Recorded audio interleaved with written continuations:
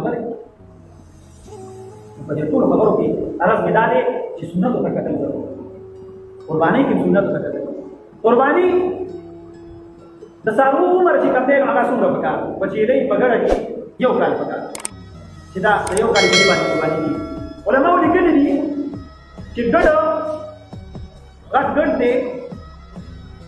او ته دا د شپږو میاشتو په ګډ کې ګډانو کې دا ودرې او د دې پټه ورته نه لګي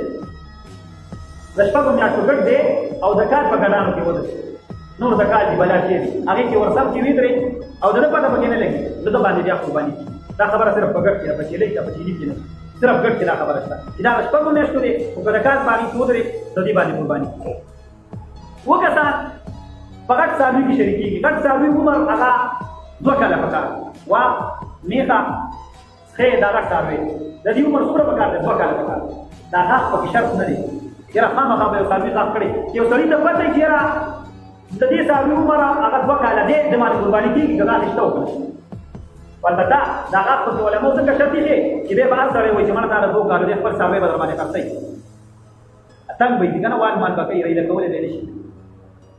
نو خرڅوي به در باندې نو دا غاښ یې پکې چې ته ول غاښ وکړې تا ته به خامخا بیا د هغې نه پته لګي نو ځکه که یو سړي ته دا یقین وي چې یاره دا د 2 کالو دی نو بس هغه غاښ یې وکړه قرباني بل دا معمولي خامخا داسې دغه څه نه کړه چې یاره معمولي غوندې لکه یې کټ کړه هغې باندې موږ تاسو هغه پرېږدي یا معمولي غوندې ښکرې کټ کړي هغې باندې پرېږدو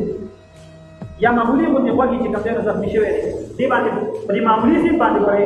یا سادې په دې باندې تابع پرېښودل هم نه دي پکار یو غټ فرق پکې دی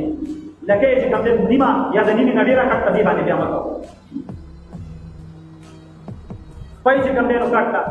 په دې باندې ګوټ دی بیا په دې باندې معمولي غوندې دغه دی نو په دې باندې بیا کېږي نو په غټ څاروي کې 2 کسان شریکېدل بل موږ او تاسو اکثر دا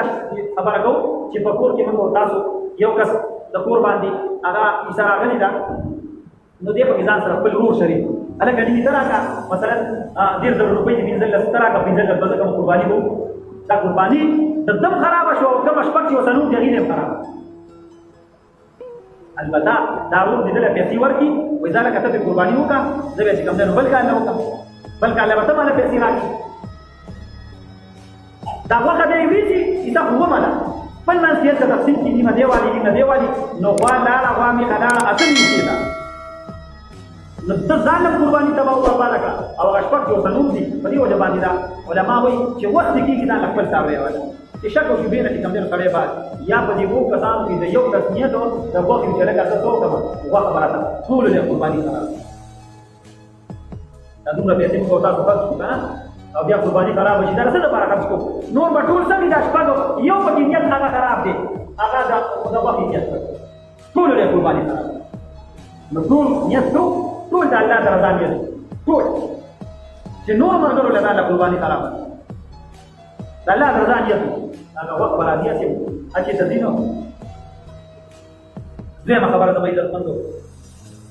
چې د عرفې روژه را روانه د عرفې د روژې په باره کې د نبي علیه السلام مفهوم دی د اختر نه مخکې یو ورځ مخکې 9 ذوالحجه چې ورته وایي دا د عرفې ورځې د اختر نه یو ورځ مخکې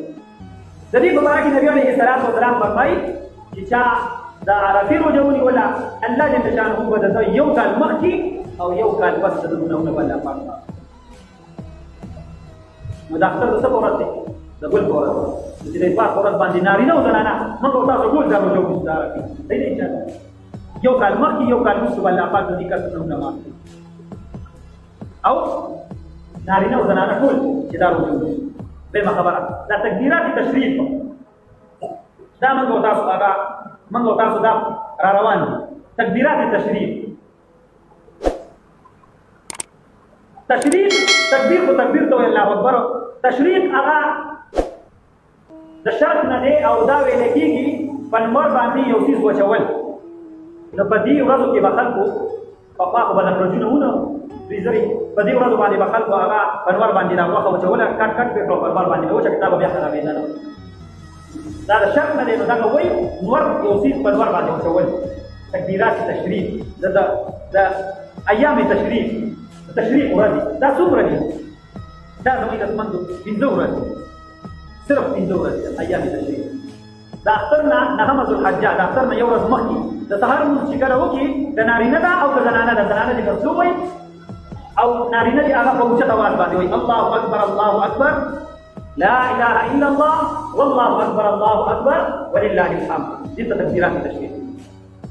د اختر نه یو ورځ مخکې د سهار لمونځ چې کله وکړي فرض لمونځ بس یو بیا په دې باندې ویل واجب دي واجب د فرض درجه لري چې موږ تاسو نه پرې پاتې کېږي نه خامخا کمان اکثر کله یې شي نو اواز پکې کوي بس ټول اکثر پکې امام نه یې شي کنه پنځه ورځې دې بس مونږ وکړي او بس تاسو نه زموږ سوچونه ډېر نو بس یې شي نو بس بیا پکې یو کس اواز کوي الله اکبر الله بس ما ته را یادي چې دا پاتې کېږي یو کس مونږ وکړو او ځان یې مونږ وکړو یو کس ځان یې مونږ وکړو او رالی ډېر یې تکبیرات تشریف اوچت اواز کوي خو دا ګوره تاسو ته مسله نه بولو یو ځای کې تلاوت کوي یو کس او هغه سره موږ تاسو کینو ځان ته مونږ وکړو الله اکبر الله اکبر چرته یا په نوافل باندې ولاړ دغه اختیار سره په فرض مونږ پسې هغه دا کوو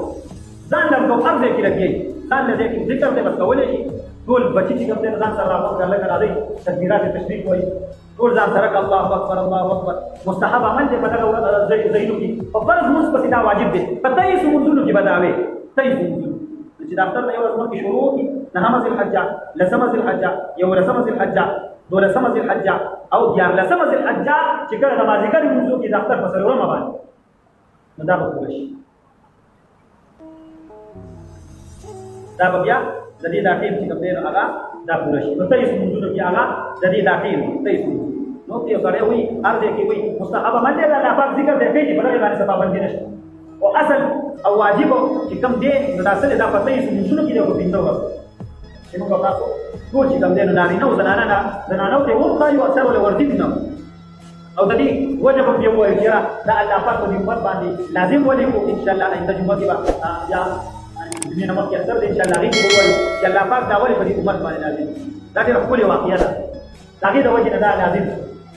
په دې مسلمانانو باندې ډېره ښکلې واقعه ده ابراهيم عليه السلام هغه واقعه ده هغه وی بیا ورپسې کوم دی اسماعیل علیه السلام وی چړې د لاندې پروت دی او بیا